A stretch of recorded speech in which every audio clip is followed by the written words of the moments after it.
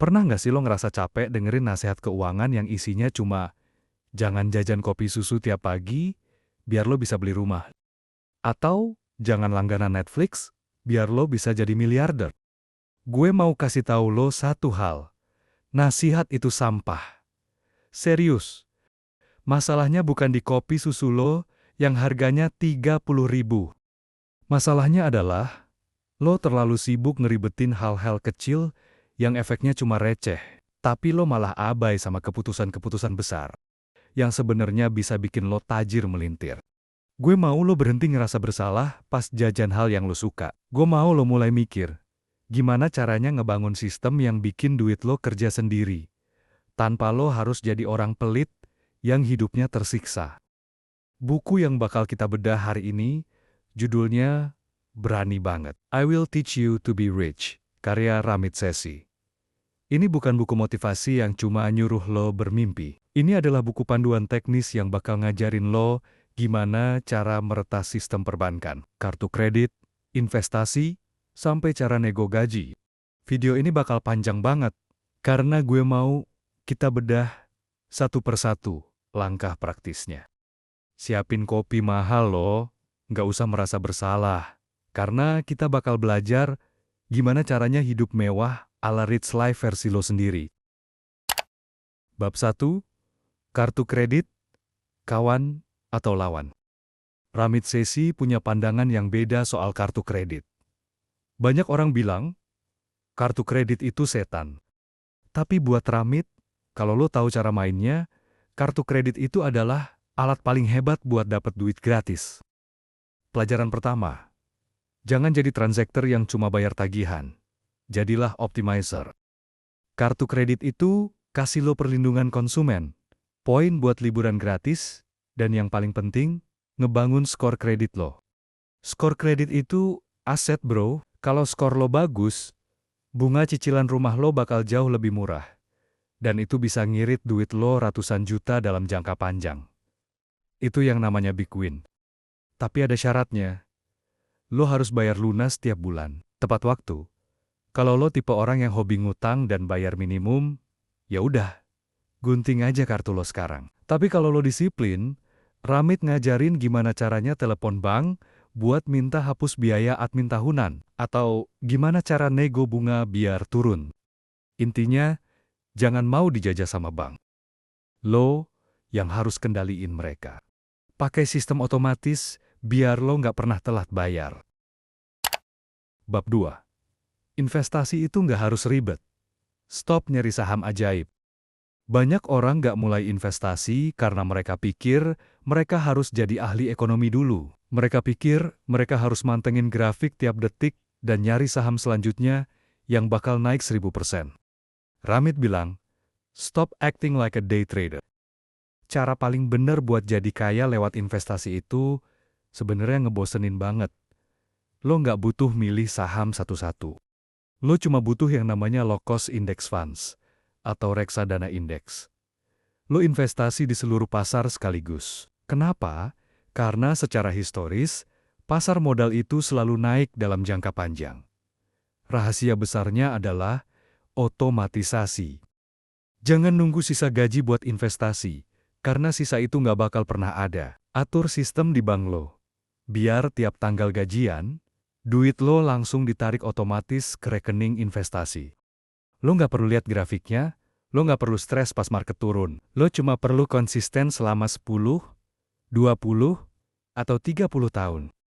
Biarkan kekuatan bunga berbunga yang kerja keras buat lo. Investasi itu bukan soal timing the market, tapi soal time in the market. Semakin lama lo biarin duit itu diem di sana, semakin raksasa dia bakal tumbuh. Bab 3. Conscious Spending. Belanja tanpa penyesalan. Ini adalah bagian paling favorit gue dari buku ini. Conscious Spending Plan. Ramit benci kata budgeting, karena kedengarannya kayak diet yang menyiksa. Sebagai gantinya, dia ngajarin kita buat belanja secara sadar. Rumusnya simple, tapi brutal. Spend extravagantly on the things you love, and cut costs mercilessly on the things you don't. Artinya, apa? Kalau lo hobi banget sama sepatu lari yang harganya 3 juta, ya udah beli aja. Tapi syaratnya, lo harus berani motong pengeluaran di hal lain yang menurut lo nggak penting. Misal, lo nggak usah langganan kabel TV kalau lo jarang nonton, atau nggak usah beli gadget baru tiap tahun kalau lo nggak butuh. Kebanyakan orang itu sedang-sedang saja di semua hal.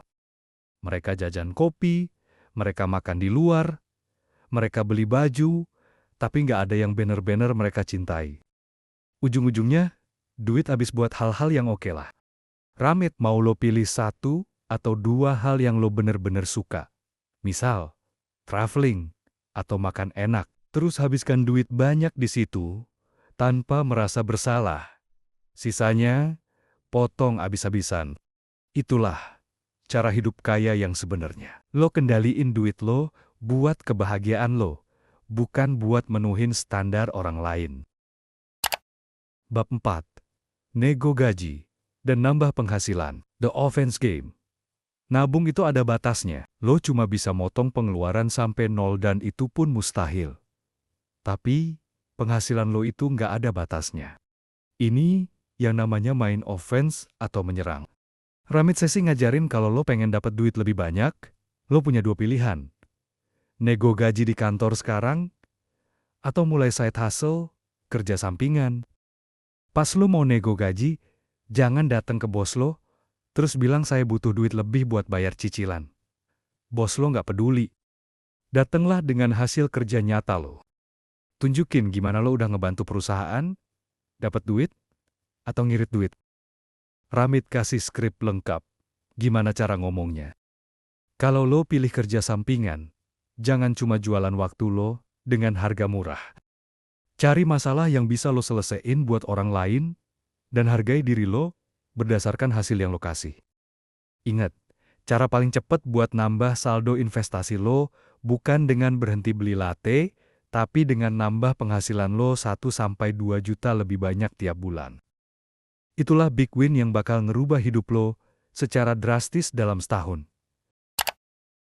Epilog, tentukan rich life versi lo sendiri.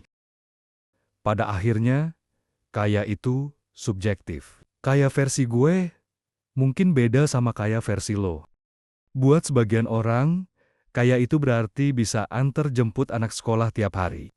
Buat yang lain, kaya itu berarti bisa beli tiket pesawat kelas bisnis tanpa mikir. Ramit Sesi, mau lo berhenti dengerin apa kata orang soal gimana lo harus ngabisin duit lo. Berhentilah jadi korban sistem.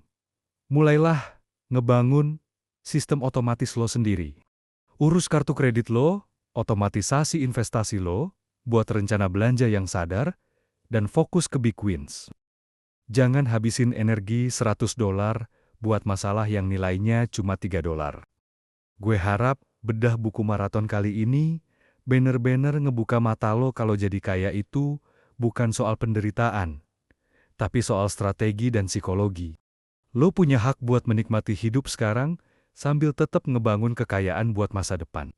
Kalau lo suka sama pendekatan yang black-blacken dan praktis kayak gini, jangan lupa like, subscribe, dan share video ini ke temen lo yang masih hobi ngeluh soal harga kopi, tapi nggak pernah investasi. Mari kita bangun rich life kita masing-masing. Gue David, gue bakal lanjut jajan hal yang gue suka tanpa rasa bersalah. Karena sistem gue udah jalan sendiri. Sampai ketemu di bedah buku gila selanjutnya. Get rich, stay rich, and live your rich life.